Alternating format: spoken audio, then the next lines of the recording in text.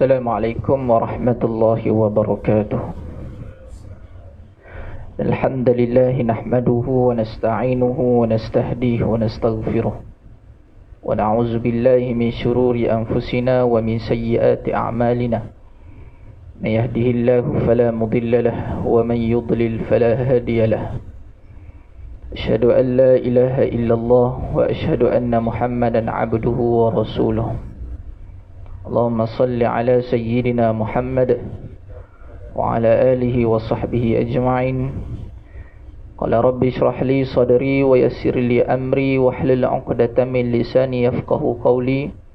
Rabbi yassir wa la tu'assir bil khair. Amin ya rabbal alamin. Pertama dan selama-lamanya kita merafakkan setinggi-tinggi rasa syukur kita kepada Allah Subhanahu wa taala.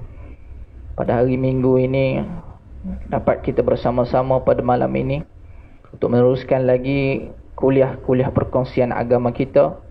Moga-moga ianya menjadi manfaat kepada kita di dunia dan di akhirat. Amin ya rabbal alamin. Tuan-tuan dan puan-puan yang dirahmati Allah Subhanahu wa taala, sebelum bermula ni, minta maaf tuan-tuan, terlambat sikit menunggu. Makan jam tadi sikit. Baik.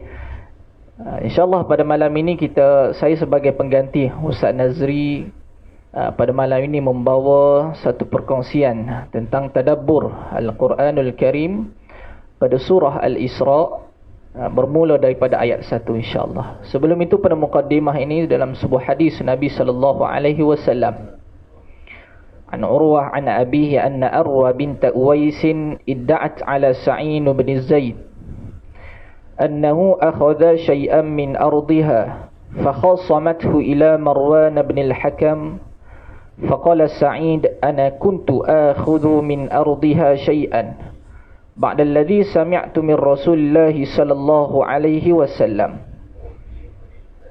قال وما سمعت من رسول الله صلى الله عليه وسلم سمعت رسول الله صلى الله عليه وسلم يقول من أخذ شبرا من الأرض ظلما طوقه إلى 7 أرضين فقال له مروان لا أسألك بينة بعد هذا فقال اللهم إن كانت كاذبة فعمي بصرها واقتلها في أرضها قال فما ماتت حتى ذهب بصرها ثم بين هي تمشي في أرضها إذ وقعت في حفرة فماتت. Hadis ini hadis sahih riwayat Imam Muslim. Tuan-tuan dan puan-puan yang dirahmati Allah Subhanahu wa taala, pada mukaddimah ini saya membawa satu cerita tentang seorang perempuan, namanya ialah Arwa binti Uwais di dalam hadis tersebut, yang mana kisah ini berlaku tentang fitnah dan mulut jahat yang berlaku di zaman Khalifah Marwan bin al-Hakam. Seperti mana Marwan bin al-Hakam ini selepas Nabi SAW wafat, kemudian naik Khulafa'ur Rashidin, dan kemudiannya muncullah khalifah daripada kalangan Bani Muawiyah. Muawiyah. Dan tak ramai dah waktu tu tuan-tuan, di kalangan para sahabat yang masih hidup, ada sakit-baki sikit-sikit saja. Jadi yang berlaku pada hadis Nabi SAW cerita ni tuan-tuan, yang mana Arwa binti Uwais, dia datang kepada Khalifah Marwan bin al-Hakam. Dia kata kepada Khalifah, pemimpin waktu tu, dia kata apa tuan-tuan? Dia kata, wahai Khalifah, sebenarnya aku ni tengah dizalimi oleh seorang manusia. Kata Khalifah, siapa? Kata Arwa binti Uwais, ini aku dizalimi oleh seorang manusia namanya Sa'id bin Zaid. Terkejut Khalifah Marwan bin al-Hakam. Sebab apa tuan-tuan? Sa'id bin Zaid ni siapa? Kalau kita tengok balik sejarah tuan-tuan, Sa'id bin Zaid ialah al-'asharah mubashshiruna fil jannah. 10 orang yang dijanjikan oleh Nabi SAW masuk syurga. Antaranya siapa? Abu Bakar, Umar, Uthman, Ali, Talhah, Sa'ad bin Abi Waqqas, ramai lagi tuan-tuan. Dan antaranya Sa'id bin Zaid. Jadi Arwa binti Uwais datang kepada Khalifah Marwan. Dia kata Sa'id bin Zaid, waktu tu Sa'id bin Zaid ni panjang umur dia tuan-tuan, dia masih hidup waktu tu. Dia kata, wahai Khalifah, Sa'id bin Zaid telah menzalimi aku. Dakwa dia, hukum dia. Sebagai seorang khalifah, pemimpin yang cukup hebat tuan-tuan, dia panggil Sa'id bin Zaid. Bagi khalifah ni, takkan Sa'id bin Zaid nak buat benda yang nak menzalimi orang, sedangkan dia dah dijanjikan masuk ke syurga. Lalu dipanggillah Sa'id bin Zaid dan juga Arwa binti Uwais, datang di hadapan khalifah, masing-masing defend diri, masing-masing keluarkan hujah, aku bersalah ataupun siapa yang bersalah. Jadi apabila sampai di hadapan khalifah, Sa'id bin Zaid ditanya oleh Khalifah Marwan bin Hakam, wahai Marwan, wahai Sa'id, betul ke engkau menzalimi Arwa binti Uwais? Kata Sa'id bin Zaid, seorang yang cukup soleh, ana kuntu akhudhu min ardiha. Apakah tuduhan daripada Arwa? Arwa menuduh Sa'id bin Zaid telah menzalimi hak tanah dia. Ni tuan-tuan, mana katanya tanah ni daripada dulu lagi manusia duk berebut. Sampai gelar tuan-tuan, meninggal saja berebut tanah. Lalu kata Sa'id bin Zaid kepada khalifah, takkanlah wahai khalifah, aku nak zalim seorang, sedangkan aku ni Nabi SAW dah dijamin dah masuk syurga. Aku pernah dengar apa yang Nabi SAW pesan dekat aku masa Nabi hidup dulu. Sa'id bin Zaid dia sempat dengan Nabi. Khalifah Marwan bin Hakam dia tak sempat dengan Nabi. Lalu katanya Sa'id bin Zaid kepada Khalifah Marwan bin Hakam, Khalifah Marwan kata, sekarang apa yang Nabi kata waktu tu? Kata Nabi SAW, Sa'id bin Zaid kata, man akhadha shibran minal ardi zulman tuwiqahu ila sab'i ardin. Nabi SAW pesan dekat aku ni, wahai khalifah, barang siapa man akhadha shibran minal ardi zulman, yang menzalimi orang lain, walaupun yang dizalimi itu adalah daripada sejengkal tanah sahaja. Nabi sendiri kata macam tu. Sa'id bin Zaid tengah cakap dekat Khalifah Marwan macam tu tuan-tuan. Tuwiqahu ila sab'i ardin.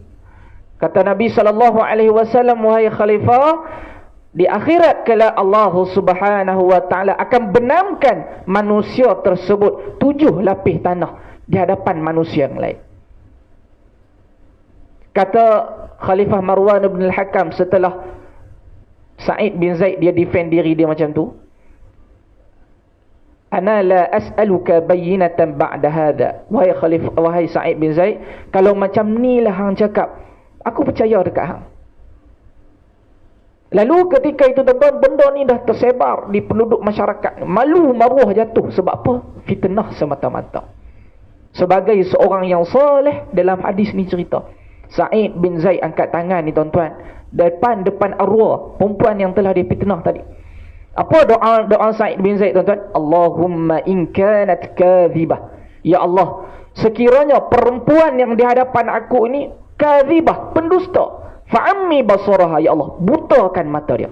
Waqtulha fi ardiha, matikan dia di atas tanah yang telah dia fitnah aku tadi. Ini tuan-tuan, doa orang soleh waktu tu tuan-tuan. Fa'ammi basaraha waqtulha fi ardiha. Kata perawi hadis ini, fama matat hatta dhahaba basaruha. Benda ni jadi betul tak tuan-tuan? Benda ni jadi betul. Allah Ta'ala bagi kepada arwah ni buta biji mata dia. Sebab apa? Doa daripada orang soleh, al-asharah mubashiruna fil jannah. Fama matat hatta dhahaba basaruha summa baina hiya tamshi fi ardiha. Sehingga kan perawi hadis ini mengatakan, Arwa binti Uwais dia gali tanah selepas daripada dia menang kes ni depan Khalifah Marwan. Dia gali tanah ni tuan-tuan, dia buat telaga. Bila dia buat telaga tu, kata perawi hadis ini, ketika mana dia buta sebelum dia mati, sehingga kan hadis lain mengatakan Arwa binti Uwais dia kata dia berjalan, dia meraba jidal, yakni dinding-dinding, tak nampak, buta. Fama matat hatta dhahaba basara summa baina hiya tamshi fi ardiha idh waqa'at hufrah famatat. Dan akhir kehidupan dia makbul doa Sa'id bin Zaid ni tuan-tuan.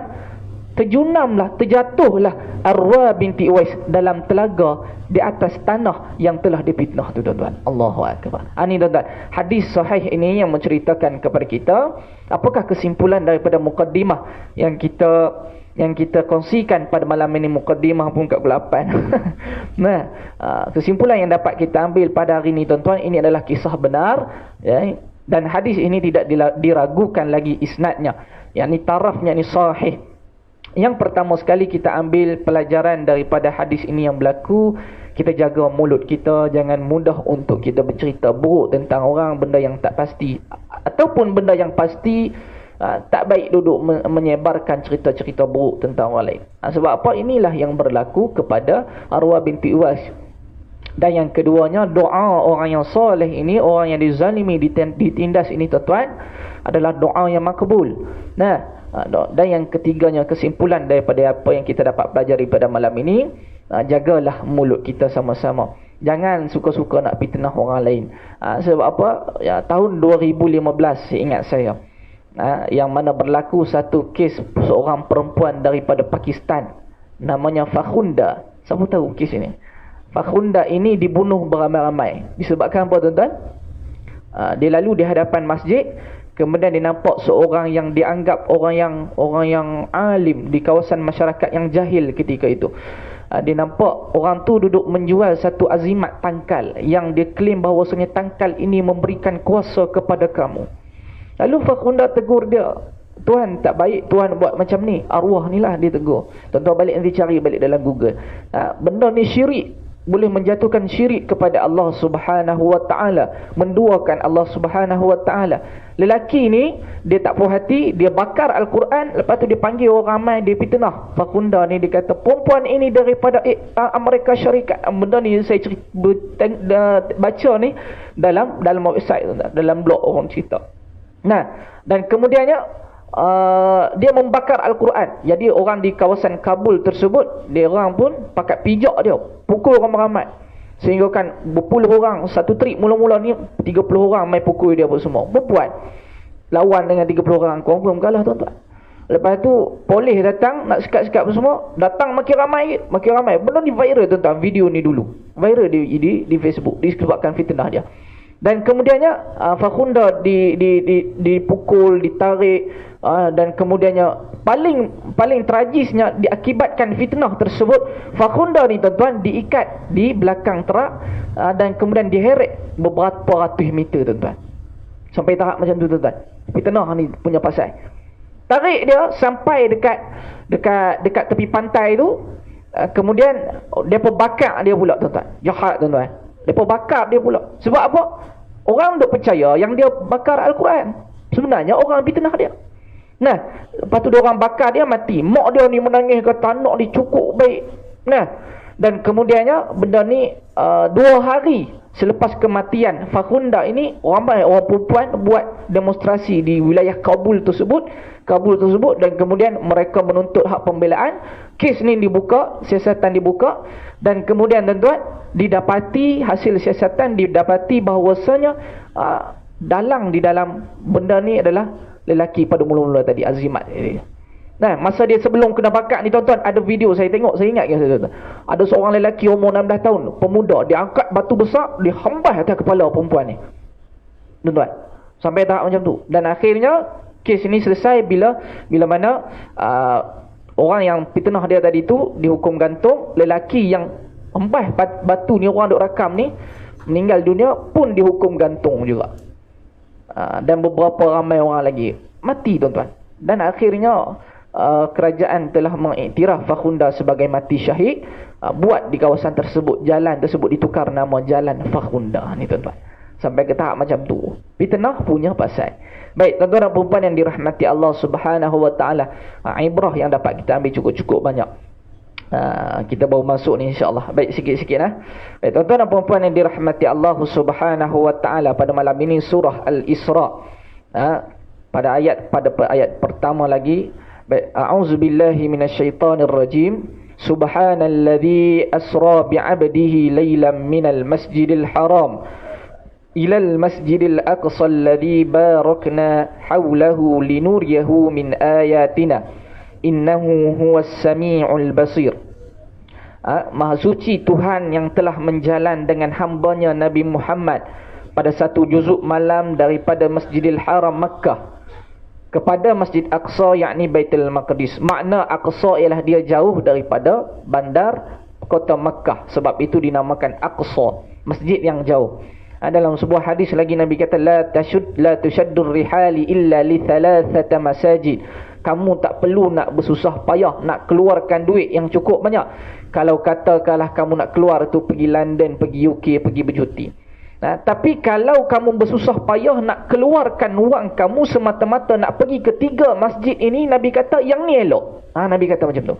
Apa dia? Yang pertama Al-Masjidil Haram wal Masjidil Aqsa, dan yang ketiga wal Masjidin Nabi sallallahu alaihi wasallam. Ini tiga masjid yang diiktiraf oleh Nabi. Tak apa kalau kita nak bersusah payah keluar duit untuk pergi ke tempat tersebut. Baik. Apakah tujuan sebenarnya Isra' wal Mi'raj ini? Ayat pertama dia nak cerita tentang Isra' wal Mi'raj sahaja, tuan-tuan. Tapi kita tak mau berbahas panjang. Kalau nak cerita tentang hadis-hadis yang berkaitan dengan Isra' wal Mi'raj, saya rasa bukan setengah jam, bukan sejam. Panjang ceritanya. Banyak perbahasannya. Baik.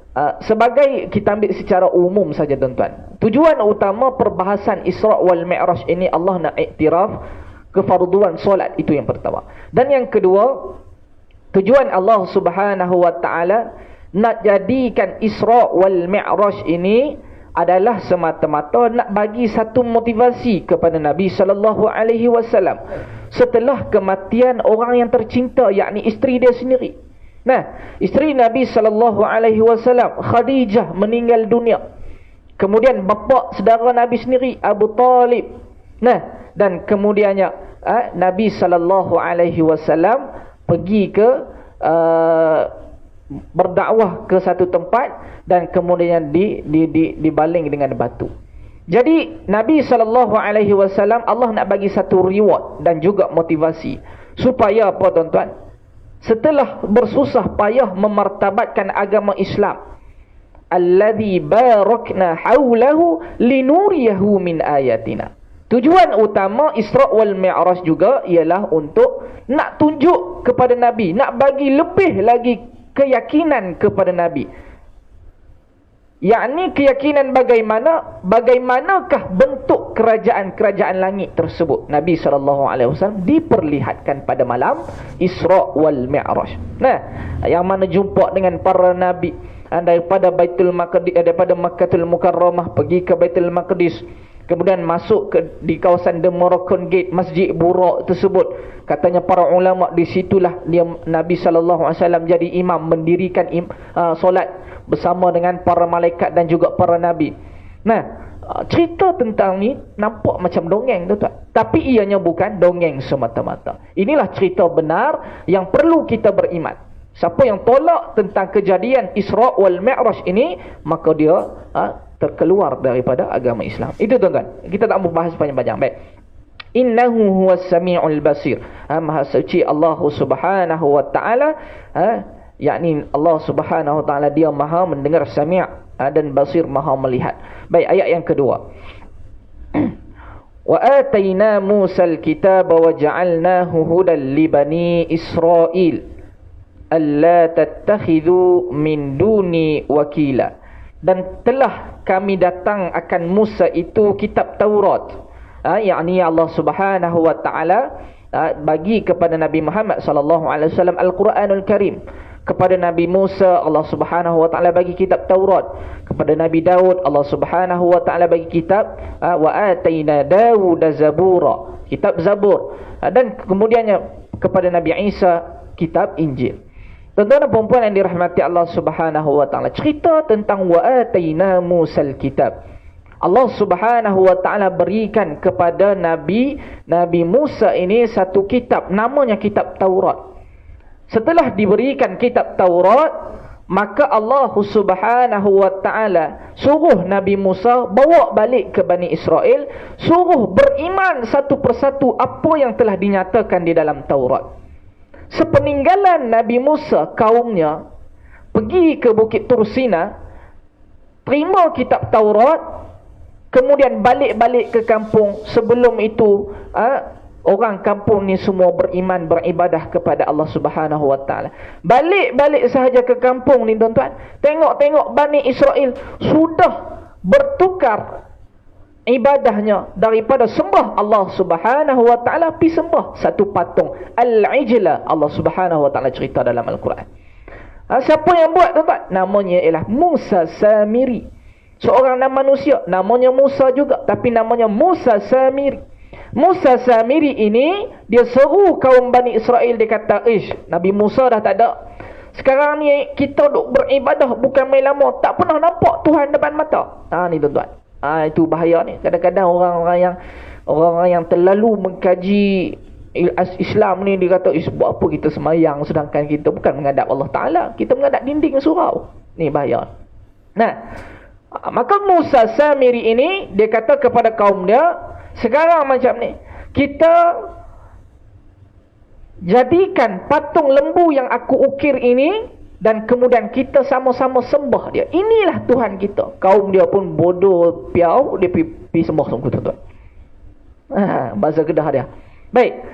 Kemudian tuan-tuan dan puan-puan yang dirahmati Allah Subhanahu Wa Taala, balik sahaja Nabi Musa ni tuan-tuan, terkejut bila tengok kaum dia ni tuan-tuan berubah dah ibadah.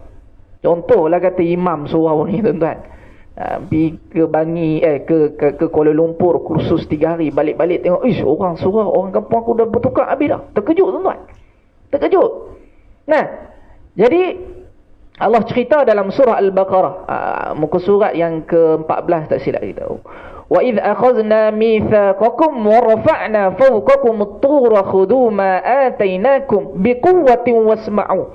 Nabi Musa bawa balik kitab Taurat ni tuan-tuan, jumpa kaum dia terkejut tu satu hal dah tuan-tuan. Suruh pula kaum dia ni ambil kitab Taurat dan beriman. Allah Ta'ala kata, khudhu ma atainakum biquwwatin wasma'u. Qalu sami'na wa asayna wa ushribu fi qulubihimul ijla bikufrihim. Bila mana Allah Ta'ala suruh buat satu perjanjian, ambil kitab Taurat ini, beriman betul-betul Bani Israel. Hang tak beriman dengan kitab Taurat ini, khudhu ma atainakum biquwwatin wasma'u. Aku ambil bukit Tur tu, ku hempap atas kepala hang. Ni perjanjian Allah Subhanahu Wa Taala kepada Bani Israel. Bani Israel dia tahu dah, Allah Ta'ala ni adalah satu, Islam ini agama yang benar. Tapi apa dia jawab kepada Nabi Musa tuan-tuan? Qalu sami'na wa asayna. Kami dengar wahai Musa, kami tahu itu benar. Wa asayna, saja kami tak mau ikut. Ni tuan-tuan, perangai-perangai ini bukan saja-saja Allah Ta'ala cerita dalam Al-Quran, tapi ianya berlaku berulang kembali di akhir zaman. Berulang kembali di akhir zaman. Allah kata, qul bi'sa ma ya'murukum bihi imanukum. Bila mana Nabi Musa kata, kenapa kamu tak mau ikut? Bani Israel kata, iman kamilah yang, bukan saja-saja kami tak mau ikut, tapi iman kamilah yang menyuruh supaya kami tak payah ikut wahai Musa. Kami lebih cenderung nak sembah al-ijla tadi, yakni patung anak lembu ni tuan-tuan. Allah kata, bi'sa ma ya'murukum, jahat sungguh seruan iman kamu ni. Tak ada dah benda jahat lain. Maka itu yang berlaku. Lepas ni kita nak kupas banyak lagi tuan-tuan. Baik. Dan kami jadi akan dia hidayah bagi Bani Israel. Dan seperti yang kita cerita tadi tuan-tuan, bila Bani Israel dia tak ambil betul-betul, kemudian Allah Ta'ala azab mereka dengan azab yang cukup-cukup banyak tuan-tuan. Baik, kita cerita lepas ni. Tak sempat kita cerita ke mana datang. Bahawa jangan kamu ambil daripada lain aku itu perbuat wakil. Alla tattakhidu min duni wakila. Allah Ta'ala kata dalam surah Al-Isra ayat 2 ini, ambil ni wahai Nabi Musa, kitab Taurat ini, nak bawa kepada kaum Bani Israel ini, buat kerja dakwah ni secara ikhlas. Seperti mana yang kita tahu dalam sebuah hadis Nabi SAW pesan, ada 3 golongan manusia di akhirat kelak apabila dihadapkan oleh Allah Subhanahu Wa Taala. Seorang golongan, satu golongan ni dia mati syahid di jalan Allah Subhanahu Wa Taala ketika peperangan. Dan yang kedua dia alim qari, ceramah ni hebat tu, perempuan ceramah hebat. Nah, dan yang ketiga, dia kuat bersedekah. Dia kuat bersedekah. Tapi bila di hadapan Allah Subhanahu wa taala, masa nak hisap tersebut, Allah kata, kadzabta, kamu bertiga golongan ini orang yang pendusta. Kamu buat semua benda di atas muka dunia, kamu bohong. Kamu nak suruh manusia tengok. Ni tuan-tuan, Allah Taala tahu. Masa kita buat atas dunia dulu, manusia lain tak tahu. Kita dapat pujian. Dan ada satu golongan lagi manusia yang menganggap dirinya ini, tuan-tuan, amal ibadahnya cukup hebat daripada orang lain. Nabi kata apa? Innahu la ya'tir rajulus saminul azim. Nabi kata ada satu manusia yang berjalan di akhirat kelak ni, tuan-tuan, saminul azim, badan dia ni tegap macam orang main gym lah, tuan-tuan. Kita tengok di jalan di pasar malam, tuan-tuan, dia pakai singlet ni, no? Jalan kepak macam tu, no? Nah, la ya'tir rajulus saminul azim. Di akhirat kelak ada satu golongan manusia yang berjalan begitu. Apabila di hadapan Allah Subhanahu wa taala sampai giliran nak hisap, la yazinu indallahi janaha ba'udah. Nabi sallallahu alaihi wasallam kata apa, tuan-tuan? Bila berada di atas timbangan tersebut, dia terkejut. Muka ni merah padam, tuan-tuan. Sebab apa, tuan-tuan? La yazinu indallahi janaha ba'udah. Nabi kata, dia duk ingat selama ni apa kebaikan dia tu semua diterima Allah. Dia duduk berbangga dengan manusia lain. Bila duduk atas mizan tempat timbangan tersebut, Nabi SAW kata, berat amalan yang dia timbang waktu itu tu, lebih berat, la yazinu indallahi janaha ba'udah, lebih berat daripada sayap seekor nyamuk. Ni tuan-tuan, ringan tak ringan amalan manusia yang riak kepada Allah Subhanahu Wa Taala. Masuk isyak dah kah? Duk bunyi, ha? Dah lagi, Baik, kita sambung sikit lagi. Serta kerjaan kepadanya melainkan kepada aku juga. Buat kerja ni wahai Musa. Allah Subhanahu Wa Taala pesan kepada Nabi Musa, buat ni kerana ikhlas Allah Subhanahu Wa Taala. Baik, itu ayat kedua. Baik, kita nak cerita sikit lagi, tuan-tuan, tentang Bani Israel. Ustaz duk cerita Bani Israel, saya pun tak kenal, tuan-tuan. Tak apa, kita cerita sedikit. Bani Israel ini, kalau kita tuan-tuan balik nanti, tuan-tuan buka di Google, type di situ silsilah para nabi. Nanti tengok silsilah para nabi. Bani Israel maknanya banin. Banin ini anak lelaki.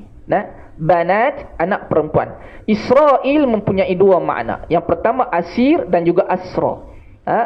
Asir dan juga asra. Asir yang bermakna hamba, tawanan. Il itu perkataannya ialah Allah Subhanahu Wa Taala.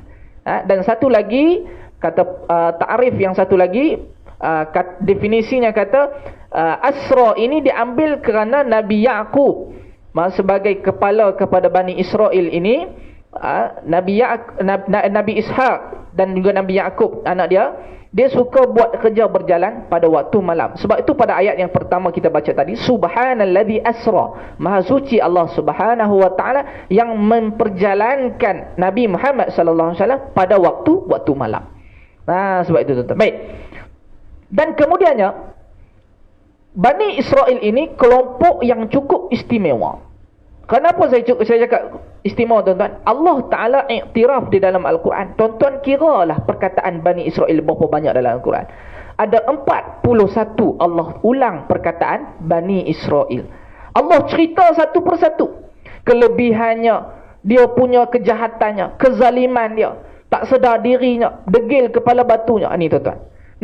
Dan kemudiannya, keturunan daripada selepas benda ni berbeza pendapat. Setelah daripada Nabi Nuh alaihi salatu wassalam, banjir, manusia kata para ulama semua tak ada dah atas muka bumi. Banjir cukup-cukup besar.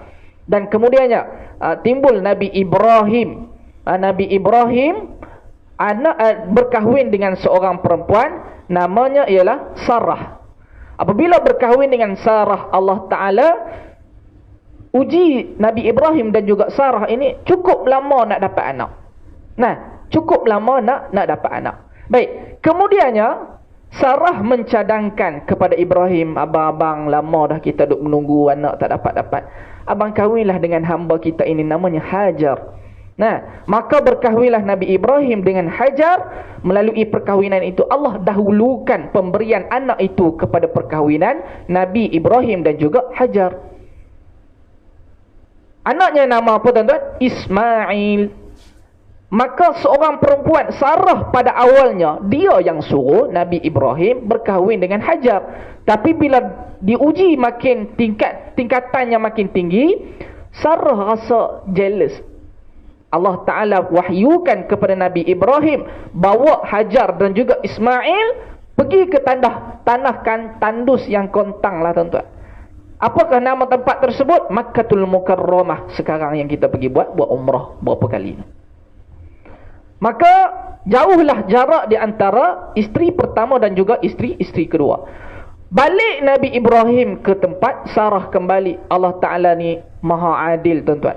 Bagi anak pada usia yang lewat kepada Nabi Ibrahim dan juga Sarah, nama anaknya tersebut ialah Nabi Ishak. Ni tuan-tuan. Maka dua cabang inilah yang membezakan di antara kaum Bani Israel dengan masyarakat kaum Quraisy tadi tuan-tuan. Baik. Di kawasan Bani Israel tadi, Ishak, kemudian anaknya Yaqub. Yaqub anaknya ini ramai tuan-tuan. Anaknya dalam Al-Quran kata 12 orang, antaranya salah seorang nabi ialah Yusuf. Nah, itu daripada kalangan Bani Israel itu. Kemudian berkembang lagi Nabi Musa, Nabi Harun, Nabi Zakaria, Nabi Ilyas, Nabi Daud, Sulaiman, Nabi Isa yang terakhir. Allah Ta'ala buat satu benda ni tuan-tuan. Allah Ta'ala cukup banyak Nabi ni diutuskan di kalangan Bani Israel. Bila timbul sahaja Nabi Muhammad sebagai Nabi yang terakhir yang diiktiraf di dalam agama Islam, diorang tak nak mengaku. Sebab apa? Syarat menjadi Nabi daripada kalangan Bani Israel. Katanya Bani Israel. Nah ni tuan-tuan, dia punya ego dia.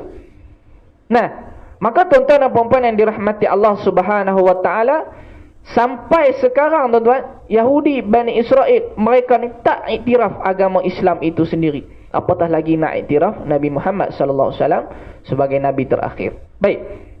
Kita nak pergi sikit lagi tuan-tuan.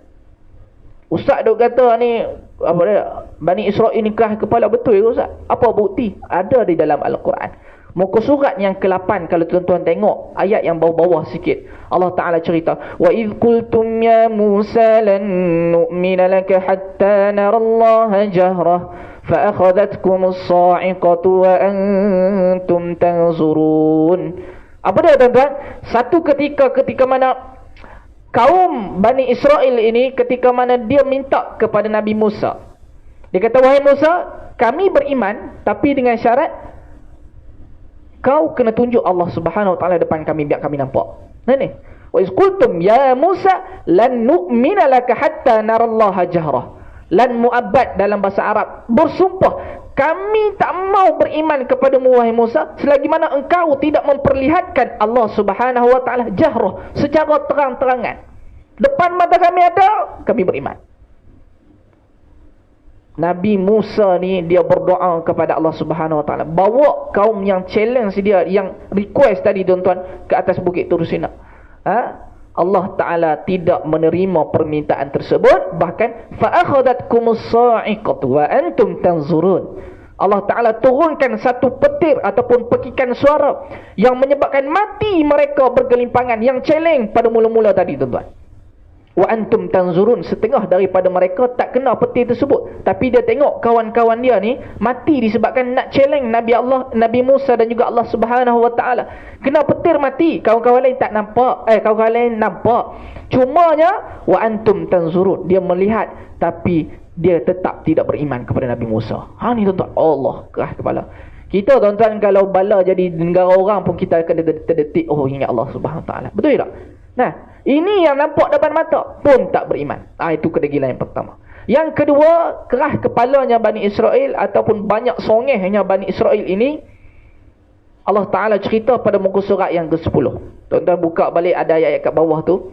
Ketika mana satu kejadian yang berlaku, yang mana Bani Israel ini diuji oleh Allah Subhanahu Wa Ta'ala dengan satu kematian seorang manusia. Yang mana manusia tersebut, ni cerita sahih ni tuan-tuan. Manusia tersebut mati menyebabkan dua kaum berbalah. Dua puak berbalah. Bila dua puak berbalah, mereka nak satukan balik dua puak tersebut, makin merepot ni tuan-tuan. Puak ni tuduh dia ni bunuh, yang ni kata dia ni bunuh. Dah lah mereka cari siapa tuan-tuan? Mereka cari Nabi Musa dalam duk geram, duk benci. Ni tuan-tuan, perangai orang. Nah, dia benci dekat AJK masjid surau ni. Kata, oh Haji ni apa ni, susah nak kena ikut Shopee, nak kena semayang Jumaat pun susah semua. Pedia orang masjid semua. Bodoh boleh pula lari balik tuan-tuan. Nah, esok ni orang kawasan rumah dia tu, adik-beradik dia meninggal dunia, siapa dia cari tuan-tuan? Yang dia bodoh kan tadi tuan-tuan. Nah. Baik. Kemudian tuan-tuan dan puan yang dirahmati Allah Subhanahu wa taala, Bani Israel dia benci Nabi Musa, tapi dia nak suruh selesaikan masalah tersebut. Sebab apa? Dia orang tak boleh nak handle. Maka Nabi Musa pun pergi kepada Bani Israel. Nabi Musa tanya, apa dia masalah? Dia berkata sekian-sekian apa semua. Allah Ta'ala turunkan wahyu kepada Nabi Musa. Wa iz qala Musa liqaumihi innallaha ya'murukum an tadhbahu baqarah. Allah Ta'ala suruh Nabi Musa pesan dekat Bani Israel nak selesaikan masalah orang yang kena bunuh, nak tahu siapa yang betul, siapa yang salah. Suruh Bani Israel ni, wahai Musa, ya'murukum an tadhbahu baqarah, sembelih seekor lembu betina. Kata Bani Israel bila Nabi Musa cakap macam tu kat mereka, apa jawapan? Qalu atattakhiduna huzwa. Ai Musa, hang loya buruk ke? Hang main-main huzwa, main-main takkan kami nak sembelih Tuhan yang kami tu sembah. Rupanya dia tahu yang dia sembah tu salah. Atattakhiduna huzwa, main-main Musa, takkan kami nak sembelih Tuhan. Kata Nabi Musa alaihi salatu wassalam, qala a'udzu billahi an akuna minal jahilin. Aku berlindung daripada sifat jahil dan bodoh macam hampa semua ni. Dia kata macam tu. Kemudian dalam tafsir Ibnu Katsir menghuraikan kisah ini, para ulama mengatakan bahawasanya kenapa Allah suruh sembelih seekor lembu? Supaya ambil mana-mana bahagian dikisahkan dalam beberapa hadis, kemudian pukul kepada orang yang meninggal dunia tersebut, dia akan bangun dan mengatakan siapakah yang bunuh dia. Ni diriwayatkan begitu. Baik. Bani Israel dia tak buat lagi tuan-tuan. Lepas pada Allah Ta'ala suruh mereka sembelih lembu. Keesokan harinya dia datang kepada Nabi Musa.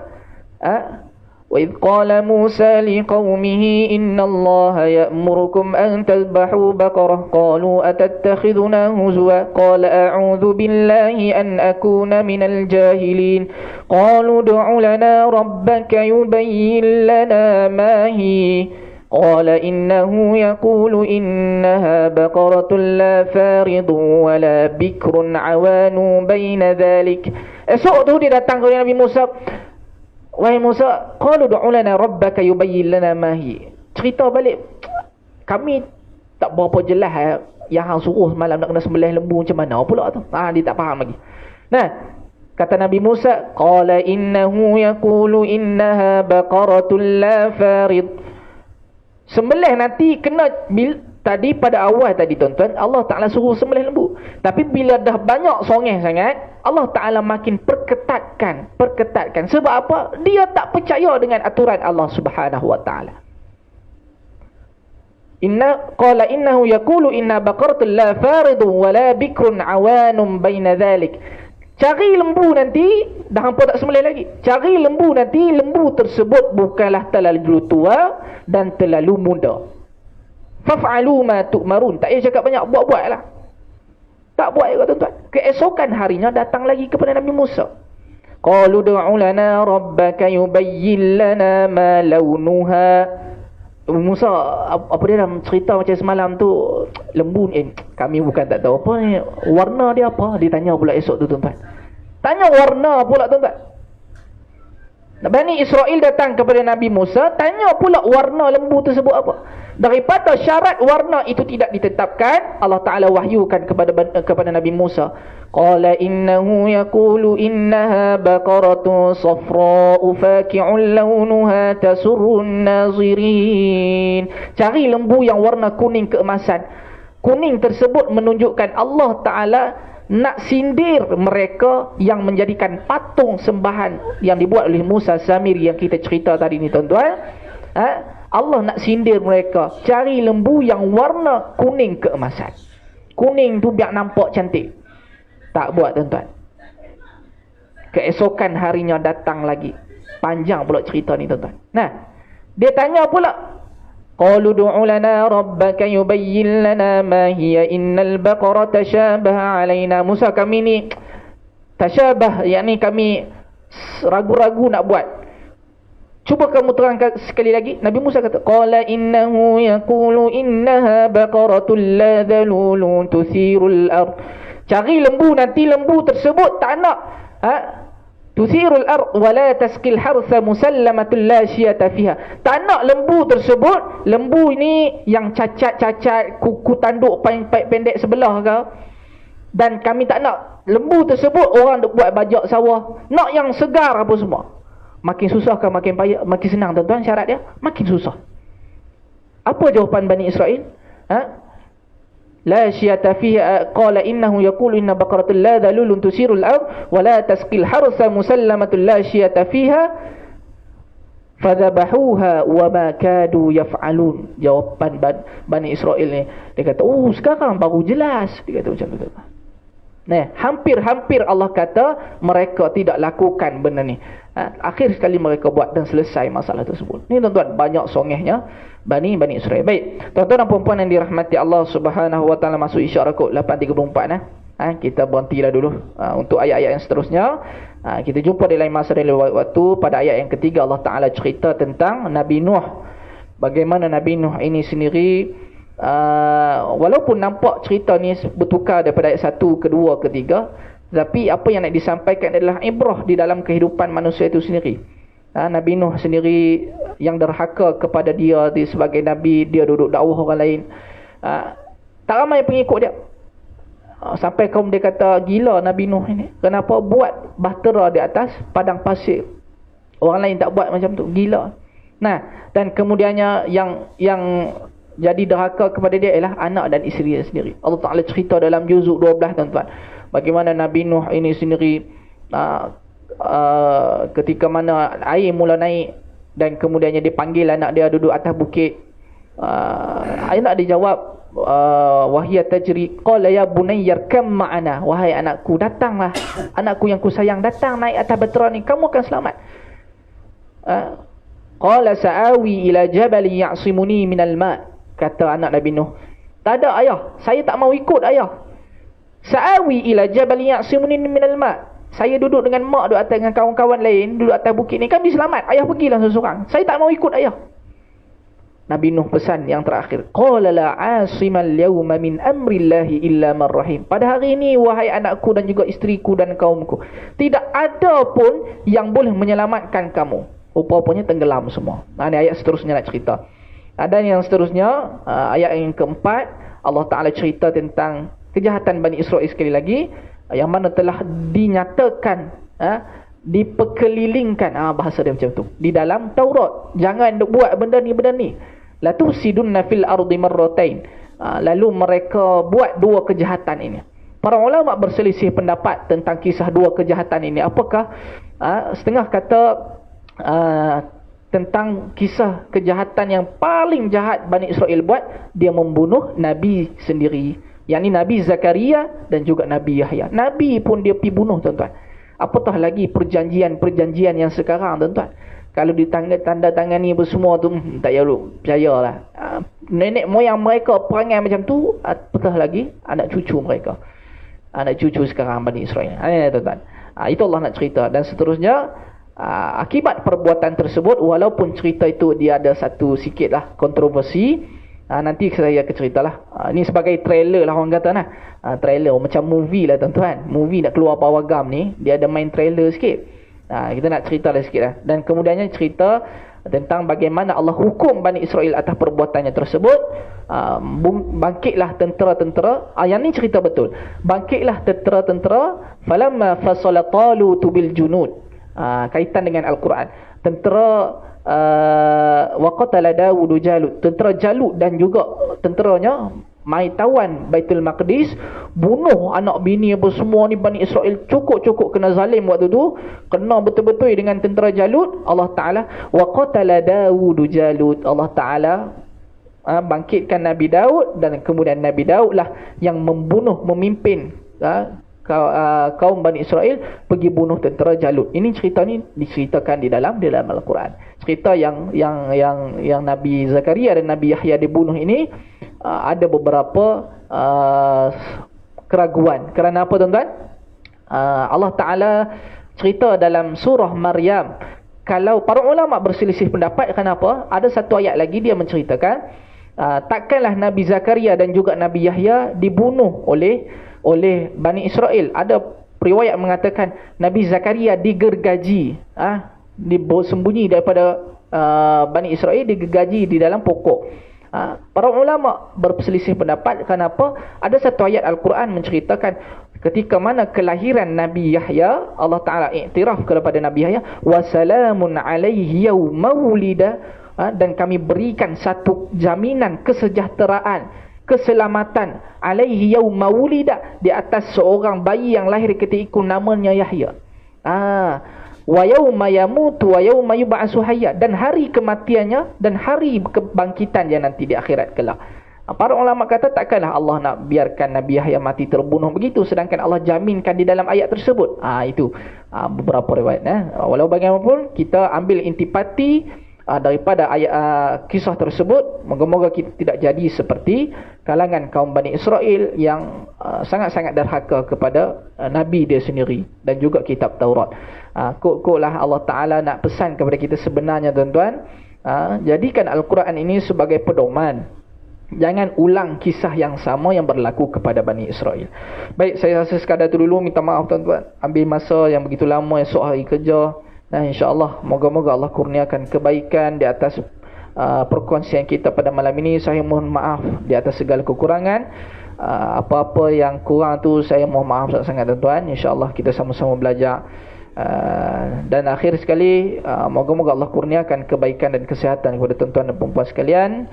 Ma asabaka min hasanatin faminallah wa ma asabaka min sayyi'atin famin nafsik. Apa yang baik semua datang daripada Allah Ta'ala, yang kurang, yang lemah, yang dhaif itu datang daripada diri saya sendiri. Saya mohon maaf. Qul qouli hadza wa astaghfirullahal azim li wa lakum. Assalamualaikum warahmatullahi wabarakatuh.